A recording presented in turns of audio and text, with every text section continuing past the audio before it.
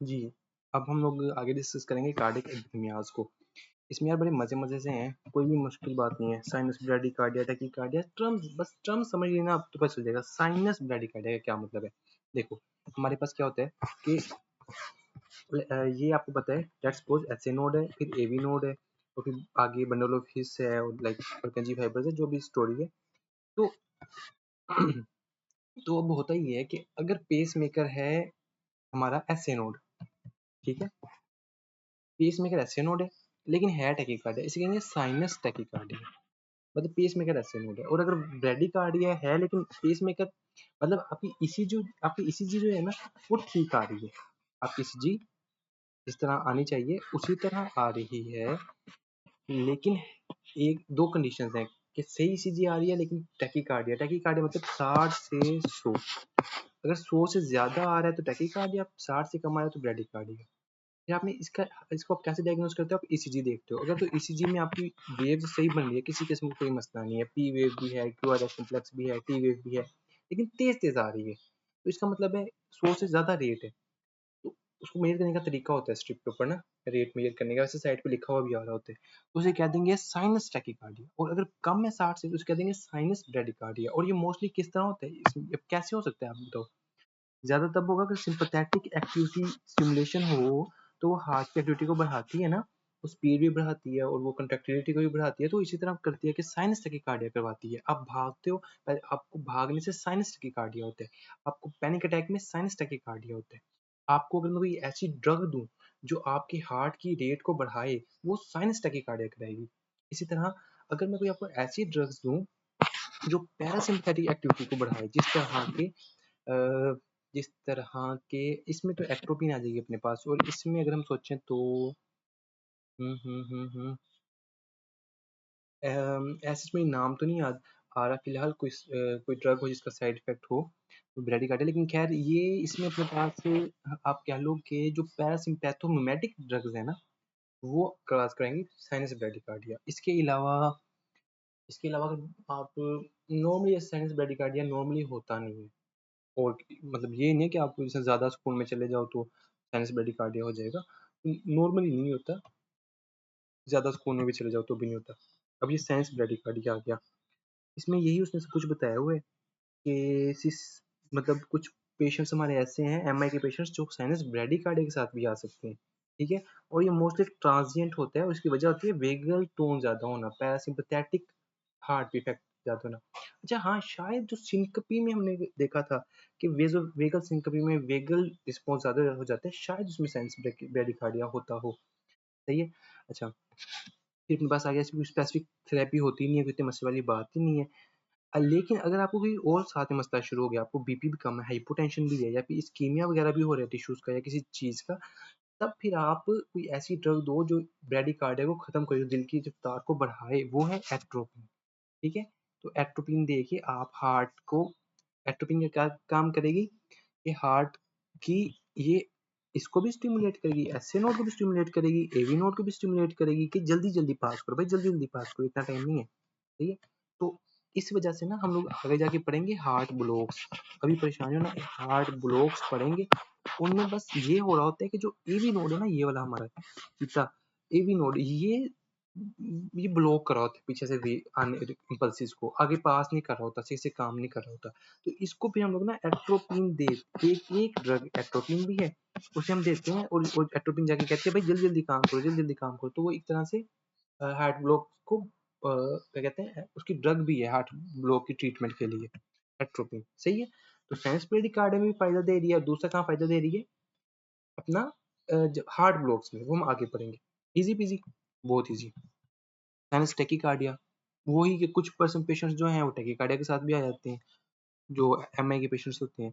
और वो कहते हैं कि साइनस जब टैकीकार्डिया होता है ना, तब आपका दिल तेज से काम कर रहा होता है, जल्दी जल्दी धक धक धक धक धक, ठीक है, तेज से पंप कर रहा होता है, तो उसको ज्यादा ऑक्सीजन की डिमांड चाहिए होती है, और उसमें इस्कीमिया इन्फाक्शन होने का रिस्क ज्यादा होता है। इसलिए ये कोई अच्छी चीज नहीं है, और इसीलिए एमआई के पेशेंट्स में हम लोग मॉर्फिन या फिर कोई सिडेटिव देते हैं बस। अच्छा, अब एट्रियल फिब्रिलेशन आ गया। अब ये कुछ बातें समझने वाली है। पहले तो फिब्रिलेशन और फ्लटर में समझना है। नॉर्मली क्या हो रहा था, नॉर्मली ये हो रहा था कि हमारे पास ऐसे नोड की सबसे ज्यादा इम्पल्स बनाने की स्पीड ज़्यादा थी, इस वजह से ये सबसे पहले जनरेट करता था और एट्रिया में तक पहुंचाता था, एट्रिया कॉन्ट्रैक्ट करते थे। एवी नोड में थोड़ा सा डिले होता है, एवी नोड स्लो पास करते हैं, एक नेचुरल रखा गया है ताकि एट्रिया पहले कॉन्ट्रैक्ट कर जाए और वेंट्रिकल बाद में कॉन्ट्रैक्ट करे, सही है ना। जब एट्रिया अपना सारा खून वेंट्रिकल में फेंक चुके हो ना, तब वेंट्रिकल कॉन्ट्रैक्ट करे, इसलिए एवी नोड नेचुरली स्लो होता है, जब थोड़ा टाइम लगाता है एवी नोड और उसके बाद फिर वो वेंट्रिकल्स में प्रकंजी फाइबर के थ्रू भेजता है और वो कॉन्ट्रैक्ट करते हैं। तो ये सिंपल सा मैकेनिज्म होता है। तो अब लेकिन ना बाज़ औक़ात क्या होता है कि लाइक लेट्स सपोज़ इस्कीमिया ही हो गया हार्ट की किसी सप्लाई की वजह से, और कोई एट्रियल में एरिया एट्रियल का कोई एरिया वहाँ इस्कीमिया होने की वजह से वो हाइपर स्टिमुलेट हो गया और उसने भी इम्पल्स जल्दी-जल्दी ना डिस्चार्ज करना शुरू कर दिया इलेक्ट्रिकल एक्टिविटी को। एज़ अ रिज़ल्ट क्या होगा कि यहाँ से यहाँ से भी करंट आना शुरू हो जाएगा। इसी तरह कुछ और सेंटर्स भी बन सकते हैं मल्टीपल, वहाँ वो भी करंट जनरेट करना शुरू कर देंगे। इस तरह हो सकता है इस्कीमिया केस में या किसी और केस में। तो एज़ अ रिज़ल्ट क्या होगा कि मल्टीपल एरियाज़ से ना ऐसे-ऐसे करंट आना शुरू हो जाएगा। तो अब इसमें होगा क्या? ये हम डिस्कस करें एट्रियल फिब्रिलेशन। इसमें ये होगा कि जो एट्रिया है ना वो प्रॉपर्ली कॉन्ट्रैक्ट नहीं करेंगे।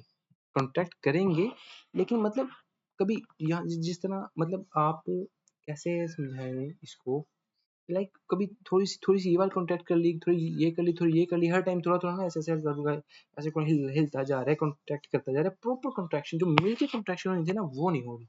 बस इधर ही खड़ा-खड़ा ना ऐसे हल्का-फुल्का हिलता जा रहा है। ये होती है एट्रियल फिब्रिलेशन। उसकी रीज़न ये होती है कि कोई करंट यहाँ से आ गया, कोई यहाँ से आ गया, कोई यहाँ से आ गया। एज़ अ रिज़ल्ट क्या होगा कि इसमें आपके पास मतलब समझ आ गई यहाँ यहाँ तक कि क्या होगा? एट्रिया सही से फिर पंप नहीं कर पाएँगे हार्ट को, ठीक है? अच्छा, ओह सॉरी, ब्लड को। सपोज़ 2 एट्रिया और दोनों में फिब्रिलेशन चल रही है। अब इससे नुकसान क्या होगा? आपको पता है कि नॉर्मली ये लेट्स सपोज़ ये वेंट्रिकल्स हैं ये अपने पास, और यहाँ मैंने आपको कहा कि एट्रियल फिब्रिलेशन चल रही है, सही से कॉन्ट्रैक्शन नहीं हो रही। इसमें ये होगा कि एट्रिया एट्रिया ना नॉर्मली आपको मैंने बताया कि हार्ट खून पंप करते हैं वेंट्रिकल्स में, लेकिन आपको पता है ये सिर्फ 20% खून पंप करते हैं। 80% खून ना जब यहाँ वाल्व्स ओपन होते हैं तभी अंदर चला जाता है। यहाँ जो ये ट्राइकस्पिड और माइट्रल वाल्व जब ओपन होते हैं ना, 80% खून खुद ही अंदर चला जाता है वेंट्रिकल्स के। सिर्फ 20% खून होता है जो इन्होंने पंप करके भेजना होता है। तो आप मुझे बताओ क्या बहुत नुकसान होगा अगर एट्रियल फिब्रिलेशन और सही से कॉन्ट्रैक्ट ना कर रहा हो हार्ट? नहीं, कोई खास नुकसान तो नहीं है। 80% तो जा रहा है ना। इसी तरह अगर एट्रियल फ्लटर हो, वो क्या चीज़ होती है? एट्रियल फ्लटर ये होता है कि उसमें एट्रियल फ्लटर ये हमने की फिब्रिलेशन, सेम चीज़ है वेंट्रिकल के भी उसमें भी। अच्छा, एट्रियल फ्लटर में ये होगा कि आपका इलेक्ट्रिकल एक्टिविटी बहुत ज़्यादा होगी एट्रिया के अंदर, बहुत ज़्यादा साइट्स होंगी जो कि वो रिलीज़ करे होंगे, और इतनी ज़्यादा इलेक्ट्रिकल एक्टिविटी होगी कि कोई भी हिस्सा ना कॉन्ट्रैक्ट नहीं कर पा रहा होगा। एक थोड़ा-सा टोनिक सा फेज़ आ जाएगा, एट्रिया थोड़े से कॉन्ट्रैक्टेड फेज़ में ही रहेंगे, ठीक है? और मतलब वो जो ऐसे हिल-हुल रहे थे ना, वो भी नहीं हो रहा होगा। जिसमें चर्निंग हो रही होती है ना स्टमक की, उस तरह की चर्निंग हो रही होती है इसके अंदर, फिब्रिलेशन के अंदर। जबकि फ्लटर के अंदर बस खड़ा होता है और वहीं फड़फड़ा सा रहा होता है, हल्का-हल्का सा वाइब्रेट कर रहा होता है। तो ये होता है एट्रियल फ्लटर। इसमें एट्रियल बिल्कुल भी काम नहीं कर रहा, लेकिन इसमें भी हमें इतना नुकसान नहीं है, 80% तो वैसे ही जा रहा है। तो एट्रियल फिब्रिलेशन और फ्लटर में मतलब इतना नुकसान है, ये बंदा बेहोश हो के आए या फिर इस तरह नुकसान नहीं होगा। हाँ, क्या नुकसान हो सकता है? नुकसान ये हो सकता है कि अब ये जो है ना खून जो यहाँ है, वो खून जो इधर मौजूद है, वो स्टेसिस हो रही है उस खून की, वो मतलब पंप नहीं हो रहा सही से, स्टेसिस हो रही है, ज़्यादा स्टेसिस हो रही है, तो बस थ्रोम्बस बनने का चांस है इसमें। और थ्रोम्बस बाद में फिर वो थ्रोम्बस बन गया और थ्रोम्बस फिर आगे जाके बॉडी में कहीं भी जा सकता है, दिमाग में भी जा सकता है और वो स्ट्रोक हो सकता है, ये खतरा है इसमें। लेकिन और खतरा नहीं है कि बंदे का दिल तो वेंट्रिकल तो 80% आ रहा है, उसको तो पंप कर रहे हैं, तो मसला ही कोई नहीं। मतलब ये नहीं होगा बंदा बेहोश हो जाएगा, फिर इस तरह का कोई मसला नहीं होगा, ठीक है ना? आपको सीपीआर देना पड़ेगा, ऐसी ज़रूरत नहीं आएगी, ऐसी नौबत नहीं आएगी, अगर सिर्फ एट्रियल फ्लटर या फिब्रिलेशन है। अच्छा, एक बात। दूसरी बात, अब हमें ना पेशेंट की ईसीजी पे क्या पता चलेगा? हमारे पास ईसीजी हमारे पास असल में पेशेंट प्रेज़ेंट हुआ स्ट्रोक के साथ। पेशेंट आएगा, मोस्ट ऑफ द पेशेंट ना फिब्रिलेशन या फ्लटर का पेशेंट आएगा स्ट्रोक के साथ। उसके थ्रोम्बस बन के वो दिमाग में चला गया और उसको फ्लटर उसको स्ट्रोक के साथ आया है, इस्कीमिक स्ट्रोक के साथ। हमने अब उसकी रीजन ढूंढते ढूंढते हमें पता चला कि इसको एफib स्टार्ट हुआ हुआ था। इस तरह पेशेंट प्रेजेंट करता है। आई समझ कि इटसेल्फ इतनी इसकी कोई प्रेजेंटेशन नहीं होती। अब इसमें ना असली चीज क्या है वो देखने वाली है। देखो भाई, अब डिफरेंस क्या है इन दोनों में, कैसे पता चलेगा कि फ्लटर है या फिब्रिलेशन है, एट्रियल फ्लटर की फिब्रिलेशन है। फ्लटर में मैंने आपको बताया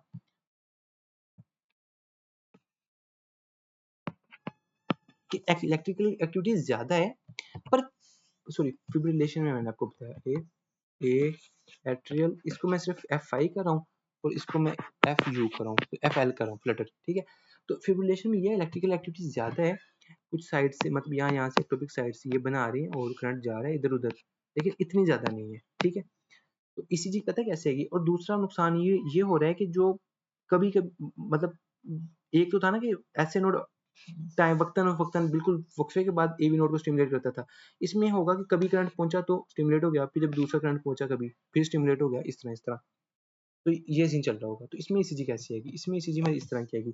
अब देखो पी वेव नहीं आएगी, पी वेव आती है जब एक प्रॉपर एट्रियल कॉन्ट्रैक्शन का करंट फ्लो करता है एक खास डायरेक्शन में, तब पी वेव आती है।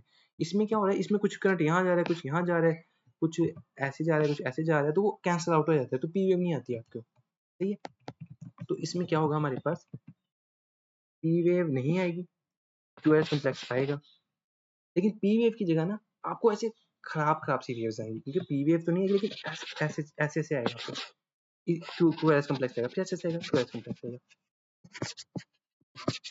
लेकिन आप एक चीज नोट कर रहे हो कि क्यूआरएस कॉम्प्लेक्स इरेगुलर है, कभी जल्दी आ रहा है कभी बाद में आ रहा है। उसकी वजह बस यही है कि कभी करंट जल्दी पहुंच गया, कभी बाद में पहुंच गया, तो जब भी पहुंचा तो उसने रैंडमली।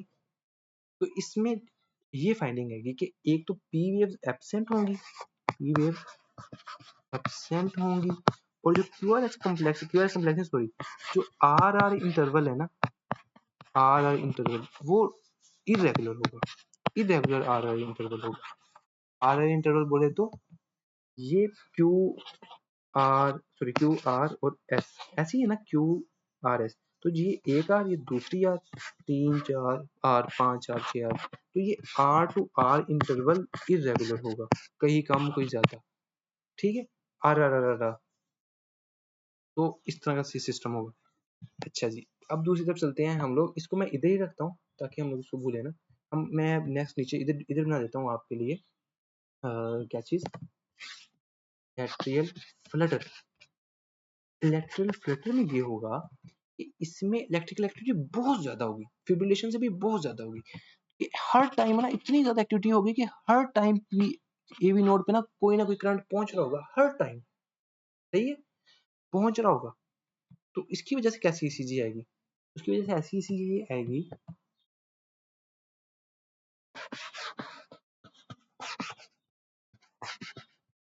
इसको सेट करके बनाता हूँ।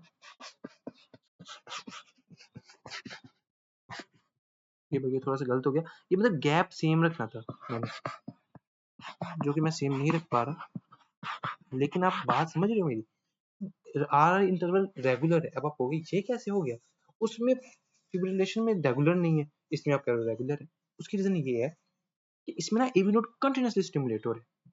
जो एवी नोड है ना, इसका एक रिफ्रैक्टरी पीरियड होता है, मतलब एक बार स्टिमुलेशन होने के बाद ना अगली स्टिमुलेशन होने से पहले तक कुछ वक्फा होता है कि ये ना उस टाइम में रिस्पॉन्ड नहीं करता, कि उस मतलब एक लाइक आप कह लो 0.5 सेकंड्स होते हैं एक बार इसमें से इम्पल्स गुजर जाए, कि 0.5 सेकंड्स के अंदर तक दोबारा अगर कोई आए ना करंट, तो ये उसको पास नहीं करता, मतलब रेस्टिंग पीरियड होता है इसका, फिर उसके बाद दोबारा पास करते हैं, फिर 0.5 सेकंड ये रेस्ट करता है, फिर पास करते हैं।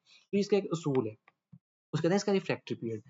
तो हमारे पास ना एवी जो एवी नोड है उसपे कंटिन्यूसली स्टिमुलस आ रहा है, सिर्फ वो अपना रिफ्रैक्टरी पीरियड छोड़ के ना बार बार पल्स भेजता रहेगा, अपना सिर्फ रिफ्रैक्टरी पीरियड का सांस लेगा और फिर फौरन इम्पल्स भेज देगा। आई कुछ समझ बात। तो इसे कहते हैं सा टूथ अपीयरेंस, सा टूथ अपीयरेंस, ईसीजी की सा टूथ अपीयरेंस कहते हैं इसे। लाइक ये आता है ना,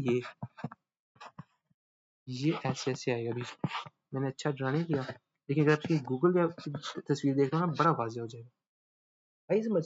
तो ये डिफरेंस है इन दोनों की ईसीजी में, इसमें आर आर इंटरवल इरेगुलर है और पी वेव्स एब्सेंट है। इसमें भी एक तरह से पी वेव्स एब्सेंट ही हैं, लेकिन इसमें आर इंटरवल रेगुलर है और शार्ट उत्तरपेनिस है। क्लासिकल शार्ट उत्तरपेनिस अपनी याद रखनी है। सही है।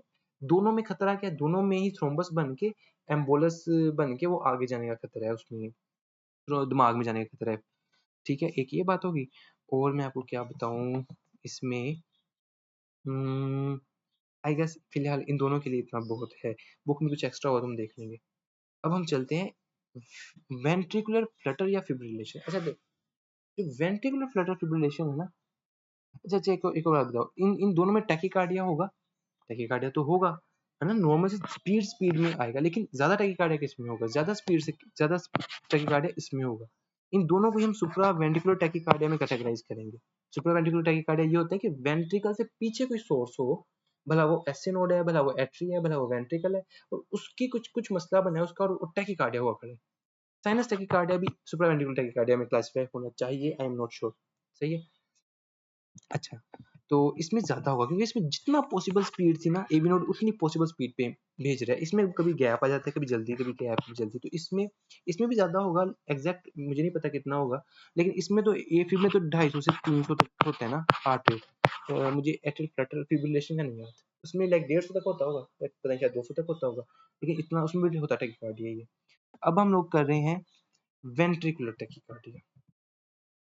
अच्छा, वेंट्रिकुलर टैकीकार्डिया ये है, सॉरी वी फिब और वेंट्रिकुलर फ्लटर और वेंट्रिकुलर फिब्रिलेशन मेजरली, बल्कि पहले इनको डिस्कस कर लेते हैं। फिब्रिलेशन आ गई, तो इसमें यार इसमें हम इसको इतना डिटेल में मैं फिलहाल नहीं पढ़ सकता, तो आप लोगों ने देख लेना। इसमें आप लोगों ने ना एंटी कोएगुलेशन थेरेपी स्टार्ट कर देनी होती है, क्योंकि स्ट्रोक होने का रिस्क होता है। इधर लिखा होगा, यही लिखी है बात, एम्बोलिज्म बनने का खतरा होता है, तो उससे बचाने के लिए ना ये आपने करवा देनी होती है। उसके अलावा मैनेजमेंट आ गई, चलो ये देख लेते हैं। पहले हार्ट रेट कंट्रोल करना है, तो उसके लिए कोई ऐसी ड्रग देनी होती है जो कि एवी नोड को ब्लॉकिंग करे, है ना। अब देखो, कभी हम लोग एवी नोड को खुद स्टिमुलेट करवाएंगे, कभी हम उसे ब्लॉक करवाएंगे। अब आप खुद बताओ, जब यहाँ एवी नोड को इतने लोग आके स्टिमुलेट करें हैं, तो आप क्या चाहोगे कि ये एक्टिव रहे कि इसको डिप्रेस करो? हम चाहेंगे कि एवी नोड को डिप्रेस कर दें, ताकि वो इतनी इम्पल्सिस ना भेजे आगे, पागल हुआ करे। तो उसके लिए हम कोई ऐसी ड्रग देंगे। उसमें जो कुछ ड्रग्स लिखी हुई हैं, बीटा ब्लॉकर्स, जिस तरह के बीटा ब्लॉकर्स हैं, हार्ट को इजी रखती हैं, रिलैक्स रखती हैं, तो बीटा ब्लॉकर्स उसने दे दी। ठीक है, बाकी आपने देख लेना है। और आई गेस डाइजोक्सिन भी दे सकते हैं। ठीक है, ये हो गया। एक होती है कार्डियोवर्जन, वो क्या होती है यार? कार्डियोवर्जन ये होती है कि कार्डियक की ना, कह लो कि रिस्टोर करना उसके साइनस रिदम को, जो उसका साइनस रिदम था ना, कंट्रोल उसको देना। तो उसके लिए एक तरीका ये होता है कि आप कुछ मेडिसिन होती हैं जो कि फार्माकोलॉजिकल होता है वे, जिसमें आप कुछ मेडिसिन दे के कार्डियोवर्जन कराते हो, और कुछ होते हैं इलेक्ट्रिकल कार्डियोवर्जन, उसमें ना आप करंट शॉक्स देते हो पेशेंट को वक्तन फक्तन एक बड़े मैनर से, जिससे ना उसका ऐसे नोड के पास दोबारा कंट्रोल आ जाते हैं। तो इसका एक और तरीका रिब तोड़ना भी होता है। जब आप रिब तोड़ते हो, मतलब इस तरह कोई पेन को समझ जाते हैं ना, तो कुछ देर के लिए ना दिल रुक जाता है, मतलब एकदम से रीस्टार्ट होते हैं। और ये कुछ ड्रग्स हैं जो इसी इसी काम में इस्तेमाल होते हैं। इसी तरह करंट देके भी आप एक तरह से ना एक करंट बहा देते हो फौरन से, पूरा दिल एक दफा डिपोलराइज हो जाता है, और दोबारा फिर चांस होता है कि ऐसे नोट करी संभाल लेगा काम। तो इसे कहते हैं cardioversion, in short simple version. बस नाम देखने तो आपने देख लेने हैं। एट्रियल फ्लटर में देख लिया, कहते हैं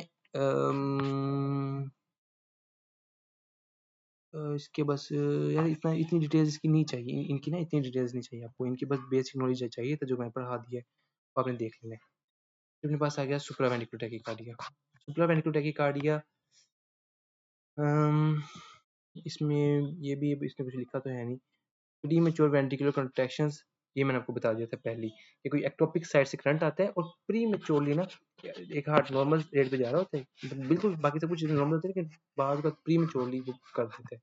तो ये बात मैं पहले डिस्कस कर चुका हूँ। वेंट्रिकुलर टैकीकार्डिया, तो वेंट्रिकुलर टैकीकार्डिया में स्टेजेस हैं। एक होता है वेंट्रिकुलर टैकीकार्डिया, और उसके बाद फिर आएगी वेंट्रिकुलर फिब्रिलेशन। टैकीकार्डिया बस यही है कि जो वेंट्रिकल्स की कंट्रैक्शन की स्पीड ज़्यादा हुई हुई है, सही है, और उसके मल्टीपल काजेस होते हैं। जिस तरह की उसने हाइपोक्रीमिया यहाँ एक लिखा हुआ है, वो एक काज है जो कि दिल की टैकीकार्डिया करवाते हैं, सही है। और अगर ज़्यादा टैकीकार्डिया हो जाए ना, तो फिब्रिलेशन भी हो सकती है उसकी, ठीक है। और फिब्रिलेशन में क्या होगा, वही जो एट्रिया की फिब्रिलेशन में होता है कि वो अपनी जगह पे मल्टीपल साइड्स स्टार्ट हो जाएंगी और फिर वो ना अपनी जगह पे खड़ा होके बस ऐसे फिर अपना करता रहेगा, जिस तरह मैदे की चर्निंग से होती है ना, उस तरह से करते रहेगा। तो अब इसकी डिटेल आई गेस इतनी जरूरी नहीं है, प्राइमरी सेकेंडरी आपने देख लेना क्या होते हैं। हार्ट ब्लॉक्स आ गए, अरे वाह भाई वाह, ये तो बड़े मजे की चीज है। हार्ट ब्लॉक्स आ गए। हार्ट ब्लॉक क्या होते हैं? हार्ट ब्लॉक में ये होता है कि आपके पास जब वेंट्रिकुलर फ्लटर नहीं कोई बीमारी वैसे होती, इसमें यही होता है मेरे ख्याल से, वेंट्रिकुलर फ्लटर जिससे हो जाएगा वो फिर बस एक्सपायर ही होगा फिर इसमें, और क्या होना।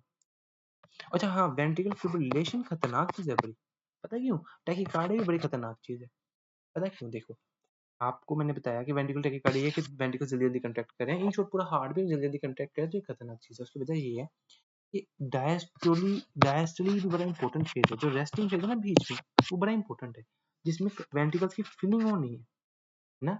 अगर आप डायस्टोली कम टाइम है, फिलिंग का कम टाइम है और दिल बस पंप ही करी जा रहा है, पंप ही करी जा रहा है, तो वो क्या ही पंप करेगा आगे, फिल तो होने दो भाई पहले। तो ये है वेंट्रिकुलर टैकीकार्डिया भी नहीं इतना सही, कुछ हद तक ठीक है, लेकिन ज्यादा हद में ज्यादा नहीं ठीक। इनका वेंट्रिकुलर फिब्रिलेशन में ये है कि वो बस फड़फड़ाना शुरू कर देगा, तो वो तो पंप ही सही नहीं करेगा, वो तो फिर बात ही हो रहा है ना। वो तो पंप ही नहीं करेगा, तो फिर बंदा ये बंदा वीक, फिर कब बंदा आपको बेहोश मिलेगा, उसको सीपीआर देना होता है, ठीक है ना, वेंट्रिकुलर फिब्रिलेशन का। अच्छा, और ये वेंट्रिकुलर टैकीकार्डिया में काउंट होगा, सुप्रा वेंट्रिकुलर नहीं, वेंट्रिकुलर, क्योंकि इसमें आपको पता है जो कार्ड है वो नीचे वेंट्रिकल में एक्टोपिक एरिया स्टार्ट हो गए हैं, एक्टोपिक एक्टिविटी स्टार्ट हो गई है बहुत ज्यादा। अच्छा, अब हम लोग पढ़ने हैं हार्ट ब्लॉक, ठीक है। हार्ट ब्लॉक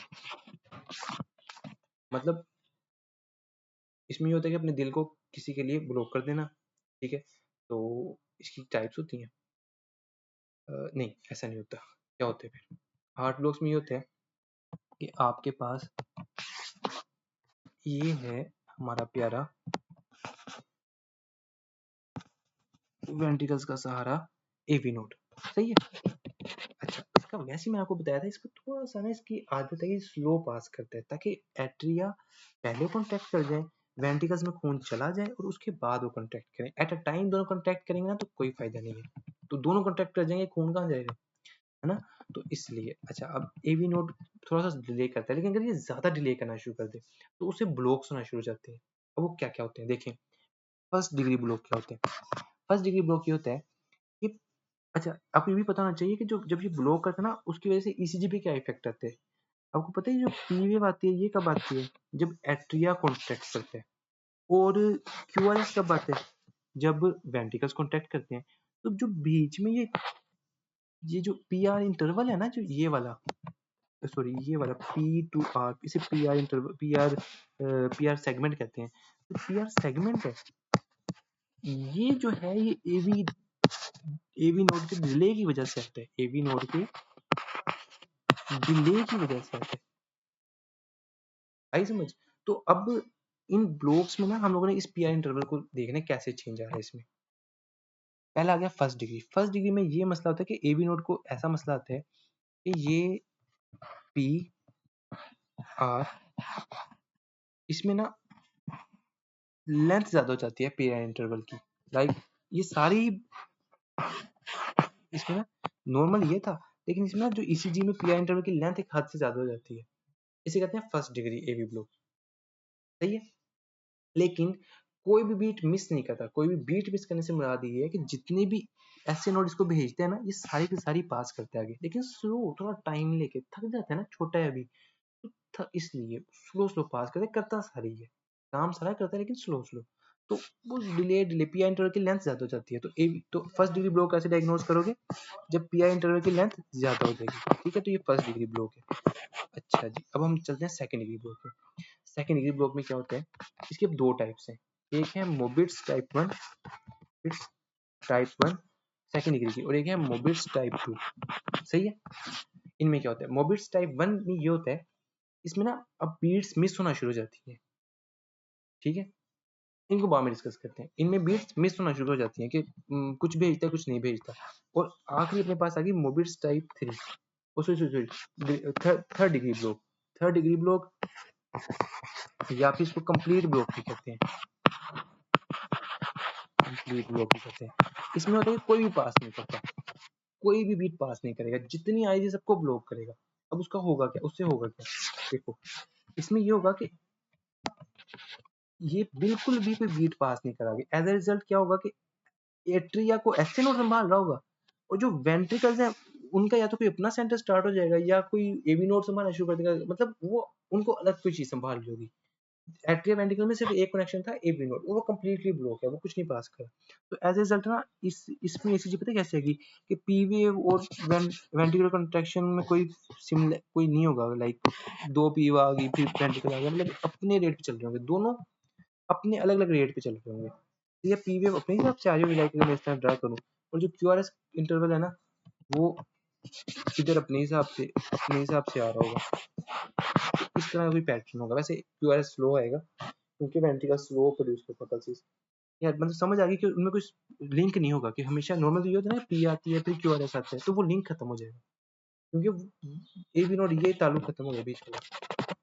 अच्छा अब हम चलते हैं आगे। हाँ ये भी हो गया, थर्ड डिग्री ब्लॉक में समझ आ गया कि इसमें बिल्कुल ही ब्लॉक हो जाते हैं। अब फर्स्ट डिग्री ब्लॉक में ये है कि कोई भी मिस नहीं कर रहा लेकिन स्लो स्लो पास करे।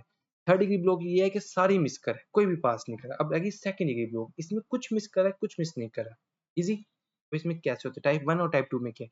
टाइप 1 में ये है कि इसमें ना पहले शुरू में थोड़ा थोड़ा मतलब पी आर इंटरवल में ना इजाफा होता रहता है लेंथ में।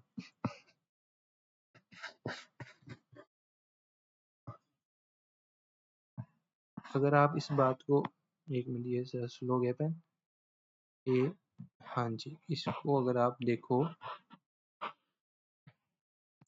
इसको समझना मेरे साथ, इसमें क्या हो रहा है।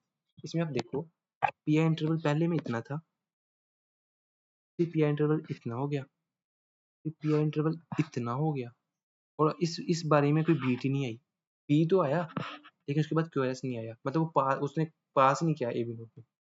ये है मोबिट्स टाइप में, ये वक्त थोड़ा थोड़ा हर बीट पे ना गैप लेता रहता है ज्यादा। पहले उसने चलो कर दिया, अगली बारी और थका हुआ था फिर और स्लो किया, अगली बारी और थका हुआ था और स्लो किया, अगली बारी बिल्कुल हिम्मत नहीं थी ए बी नोट ने स्किप कर दी, फिर पास ही नहीं किया, फिर दोबारा से साइकिल स्टार्ट होगा, फिर अगली बारी वो थोड़ा जल्दी पास कर दिया, फिर लेट फिर लेट फिर लेट। ये है मोबिट्स टाइप 1। और दूसरे है मोबिट्स टाइप 2। उसमें क्या होता है, मोबिट्स टाइप 2 में ये होता है कि वो ना पास वो लाइक सेम चल रहा होता है सब में ना, सेम टाइम पास कर रहा होता है, लेकिन बीच में रैंडमली ना कोई भी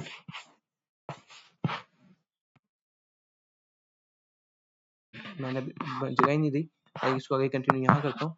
तो इसमें ये है कि आप देखोगे कि इसमें आप ये इंटरवल सेम ही है सब में चल रहा है, पी आई इंटरवल सही है, लेकिन उसने किसी में जाके मिस कर दी, बस ऐसे से आई समझ कि अगर पी आई इंटरवल की लेंथ हर कंट्रैक्शन के साथ ज्यादा होती जाए और बाद में मिस करे तो ये मोबिट्स टाइप 1 है, और अगर बस सेम रहे और अचानक से कोई मिस कर दे तो वो मोबिट्स टाइप 2 है। अच्छा अचानक नहीं होती, नॉर्मली एक पैटर्न चल रहा होता है, लाइक कि 3 के बाद एक मिस या फिर 2 के बाद एक मिस, तो एक पैटर्न चल रहा होता है सही है। तो वो एक फिक्स पैटर्न होता है मोबिस टाइप 1 और मोबिस टाइप। अभी समझ आ गया आपको टाइप्स, इनको एक बार दोबारा से सिंपली करें। डिग्री 1 में क्या होना है, सारी पास करेगा लेकिन स्लो, और होगा क्या पी आई इंटरवल क्या होगा, लॉन्ग होगा सही है। सेकंड डिग्री में क्या होगा, दो टाइप्स हैं, मोबिट्स की टाइप 1 और मोबिट्स की टाइप 2। टाइप 1 में क्या होगा कि पी आई इंटरवल लेंथनिंग होती जाएगी, लेंथनिंग लिखना है, लेंथनिंग होती जाएगी, और फिर बीट ड्रॉप हो जाएगी, एक बीट ड्रॉप हो जाएगी, फिर दोबारा से उसी तरह लेंथनिंग होगी ड्रॉप हो जाएगी। इसमें यह इंटरवल की लेंथ सेम होगी, लेकिन कुछ देर बाद एक खास इंटरवल के बाद वो एक बीट को ड्रॉप कर देगा। थर्ड डिग्री की बात करें, थर्ड डिग्री में कंप्लीट ब्लॉक होगा, कोई भी बल्कि ऑल बीट को ड्रॉप करेगा। As a result atria and ventricle में कोई भी ताल्लुक नहीं रहेगा सही है। ये अपने हिसाब से चलेंगे, ये अपने हिसाब से चलेंगे, लेकिन इनके पास पेस मेकर है, ऐसे नोट को जल्दी जल्दी चलाएगा इन्हें। तो वेंट्रिकल के पास पेस मेकर होता नहीं है, या तो खुद अपना वेंट्रिकल्स बनाएंगे या एवी नोड कंट्रोल से भालेगा, तो ये जरा स्लो चलेंगे। तो इस तरह का सीन होगा ठीक है। अच्छा एक चीज मैं और ऐड कर दूं, बस एक चीज रह गई थी, अगर मैं आपको दिखाऊं तो हम लोगों ने ना यार ये डिस्कस कर लिए थे, इसकी इसी चीज डिस्कस कर ली थी, ठीक है, एट्रियल फिब्रिलेशन की। अगर आपको याद हो, फिब्रिलेशन में मैंने कहा था कि ऐसे आर इंटरवल इरेगुलर होगा, पीरियड नहीं होगी। और फ्लटर की मैंने बताया था कि फोर बार बार मुसलसल आई जा रही होंगी, तो जल्दी जल्दी जितना पॉसिबल हुआ ना, एक सेम इंटरवल के बाद जितना जल्दी पॉसिबल हुआ ए बी नोट करता जा रहा होगा पास, और साथ टूथ पेन्स बनेगी। एक और बीमारी होती है, उसे कहते हैं सॉरी बीमारी तो नहीं होती, हमने पढ़ के आए हैं, वेंट्रिकुलर फिब्रिलेशन। वो रह गया था, उसकी ईसीजी रह गई थी। उसमें पता क्या होगा, जब वेंट्रिकुलर फिब्रिलेशन चल रही होगी ना, तो क्यूआरएस कम्प्लेक्स कैसा ही बनेगा, गेस करें। ईसीजी बनाइए इसकी, बिस्मिल्लाह।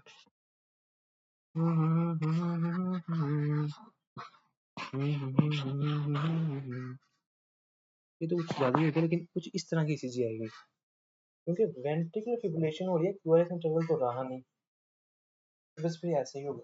ये हो गया वी फिब, सबसे आसान डायग्नोज करना। चलो, और लेकिन बंदा हालत सबसे वर्स होती है ब्लॉक्स आके। Heart block first degree, second degree, complete heart block, और यार पता नहीं, मैंने शायद ज्यादा ना पढ़ा दिया हो। ओ भाई, पता नहीं, first degree, second degree, Mobitz type 2, 1 जो भी है, complete heart block, bundle branch block, bifascicular block, या अब ये बहुत ज्यादा इंफॉर्मेशन है। बंडल ब्रांच ब्लॉक बस कैसे बता देता हूँ कि अपने पास ये ऐसे आ, सॉरी ये आ गया ऐसे नोड, ये भी नोड, उसके आगे फिर आगे होता है कि राइट और लेफ्ट प्रकंजी फाइबर्स निकलते हैं ना, तो अगर किसी वजह से इसका ब्लॉक हो जाए, राइट साइड वाली का, तो उसे कहेंगे राइट बंडल ब्रांच ब्लॉक, और लेफ्ट वाली का ब्लॉक हो जाए, कोई डैमेज हो जाए, तो कहेंगे लेफ्ट बंडल ब्रांच ब्लॉक, बस। और मैंने शायद ज़्यादा पढ़ा दिए। अच्छा, ये पता नहीं क्या चीज़ें हैं, इनको देखना है आपने। एक्यूट लेफ्ट वेंट्रिकुलर फेलियर है, अभी तो पढ़ के आए थे। Cardiogenic shock, hypotension, left ventricular thrombus, atrial embolism, pericarditis. ठीक है, इन चीज़ों का कुछ नहीं है सच देखने वाला। इसकी ईसीजी का पैटर्न होता है खास, इसमें एसटी सेगमेंट एलिवेशन होती है विद पीक्ड टी वेव्स। मतलब अगर ड्रा करने की कोशिश करें, तो ये एसटी सेगमेंट की एलिवेशन होती है, लेकिन कनकेव, ऐसे ऐसे ऐसे नहीं, जिस तरह एमआई में हो रही थी, है ना, ऐसे कनकेव शेप में एलिवेशन होगी, और साथ में ना जो टी वेव्स हैं वो ऐसे टाल आएंगी, मतलब इतनी भी टाल नहीं, लेकिन अगर हम एक का ड्रा करें, तो इसमें ऐसे कनकेव एलिवेशन, और जो टी वेव्स हैं वो ऐसे टाल से आएंगी, लाइक कुछ इस तरह की चीजें आ रही होगी। ठीक है, चलो। क्योंकि उसने जो जो करंट करंट है, हमने वो अपने लीड से डिटेक्ट करना है ना, तो ऊपर जो दिल तो ठीक है, लेकिन दिल के ऊपर जो पेरिकार्डियम है वो तो इन्फ्लेमेशन है ना, तो वो भी कुछ करंट अजीब सा कर देगी हमारा, जो डिटेक्ट करेंगे रिजल्ट खराब से डिटेक्शन आएगी। तो इसमें आपने ना एस्पिरिन देनी होती है और पैराडोल देनी होती है। ये चलो जी, शोल्डर हैंड सिंड्रोम, वल्लाह आलम, ड्रेसलर सिंड्रोम, यार ये ना कुछ एमआई के लेटर कॉम्प्लिकेशंस हैं, कि एमआई के बाद की ना I guess post MI complications हमने स्टार्ट कर दी हैं, और मैंने गौर भी नहीं किया, कहीं लिखा होगा post MI complications, mechanical complications, हाँ, पोस्ट एमआई एंजाइना और पोस्ट एमआई मैकेनिकल कॉम्प्लिकेशंस, उसमें उसने ये 3-4 लिखी है। माइट्रल, मतलब माइट्रल रिगर्जिटेशन हो सकती है। अब पता है ना, लाइक आपके पास एमआई हुआ है ना, लाइक लेट्स सपोज ये हार्ट है, तो ये अब एम आई हुआ है, अब एम आई किस जगह का होगा उस हिसाब से मसला हो सकता है। अगर सपोज एम आई हुआ है इधर का, सेप्टम का, तो सेप्टम की वाल वीक होगी, ये रप्चर कर सकता है, वीएसडी डेवलप हो सकता है। ये वाली वाल वीक होगी है, यहाँ ये रप्चर कर सकती है, कार्डियक टेम्पोनेट डेवलप हो सकता है। अच्छा जी, अब इसके अंदर होते हैं पेपिलरी मसल्स, अगर आपको आइडिया हो, पेपिलरी मसल्स होते हैं इधर वेंट्रिकल्स के अंदर, जिन्होंने जो अपने पास है ना, ये मेटल और ट्रैकेस्पिड वाल इसके साथ अटैच होते हैं, और इनको ना जब वेंट्रिकल्स कॉन्टैक्ट करते हैं, तो इन वाल्स को, वेंट्रिकल्स बड़े जोर से कॉन्टैक्ट करते हैं, तो इन वाल्स को ना एट्रिया में नहीं जाने देते, मतलब ये ना हो कि टूट के जहाँ पीछे चले जाएं, तो उससे बचाने के लिए ना खींच के रखते हैं नीचे की तरफ। तो अगर सपोज एम आई हुआ है इस जगह का, पेपिलरी मसल का, तो ये रप्चर हो जाएगा। एज ए रिजल्ट ये जो धागा है वो टूट जाएगा, मतलब पेपिलरी मसल भी रप्चर हो गया ना, एक मिनट, बाकी ये तो एक मिनट, ये पेपिलरी मसल, इसका ये पेपिलरी मसल टूट गया, और थोड़ा सा ये मसल रप्चर यहाँ जो साथ इसके आ गया, तो अब ये क्या करेगा, ये जो जब कंट्रैक्शन होगी, तो इसका प्रोलैप्स हो जाएगा इनटू द एट्रिया, मतलब ये वाल ज्यादा ही इधर चला जाएगा, और रिगर्जिटेशन स्टार्ट हो जाएगी। तो वो सिनेमैटिक रिगर्जिटेशन इस वजह से प्रोलैप्स हो सकती है, कार्डियक रप्चर हो सकता है, ट्रांपोनेट हो सकता है, और एक्यूट लेफ्ट वेंट्रिकुलर फेलियर हो सकता है।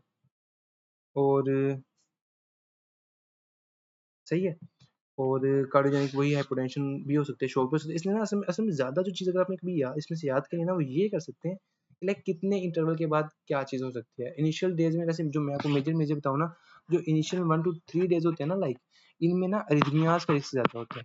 अरिथमियाज़ का एमआई के बाद, उसमें ये है कि लाइक आपने एक बंदे को एमआई हुआ है तो उधर इस्कीमा हुआ है ना, सेल्स एक्टिव हुए हैं, तो अरिथमियाज़ काज करा सकते हैं। और मोस्ट जो जल्दी-जल्दी एमआई के बाद इंटरवेंशन के बावजूद जो मौत होती है ना, वो अरिथमियाज़ की वजह से होती है। फिर लेटर होता है कि लाइक आई गेस 7 से 8 दिनों का हिसाब होता है उसमें। नहीं, 5 से 10 दिनों में ना, 5 से 10 दिनों में कार्ड रप्चर होने का, वाल रप्चर होने का बहुत ज़्यादा, कोई भी वाल, सेप्टल वाल या कोई भी वाल रप्चर होने का रिस्क ज़्यादा होता है। और इसमें ना सबसे मोस्ट कॉमन जो कॉम्प्लिकेशन आती है ना, वो कार्डियक टेम्पोनेट आती है इस पीरियड में। बाकी मुझे याद नहीं है, तो आपको सर्च करनी पड़ेगी। अगर नाम याद रखना है तो ये सब कुछ हो सकता है, पेरिकार्डिटिस। और ये ड्रेसलर सिंड्रोम भी ऑटो इम्यून रिस्पॉन्स होता है कुछ, तो इसकी वजह से इतना इंपॉर्टेंट नहीं है। लेफ्ट वेंट्रिकुलर एन्यूरिज्म हो सकता है, उसमें भी यही सिंपल सी बात है कि लेफ्ट वेंट्रिकल की वाल लाइक वीक हो गई है, तो उसमें ना वीक होने की वजह से वहाँ एन्यूरिज्म ऐसे डेवलप हो गया, एक गुब्बारा सा जिस तरह फूल जाता है, तो ये रप्चर भी हो सकता है बाद में, टेम्परेट भी इलाज करवा सकता है, तो वो ठीक है। और फिर रूमेटिक फीवर आ गया। एक मिनट, अब इसको ना आई गेस समय नहीं, अभी तो टाइम है। हाँ जी, रूमेटिक फीवर आ गया। बाकी अभी इसको स्किप करते हैं, ये अलग टॉपिक, एक नई स्टोरी, एक अच्छी स्टोरी स्टार्ट हो रही है, तो उसको बाद में स्टार्ट करते हैं।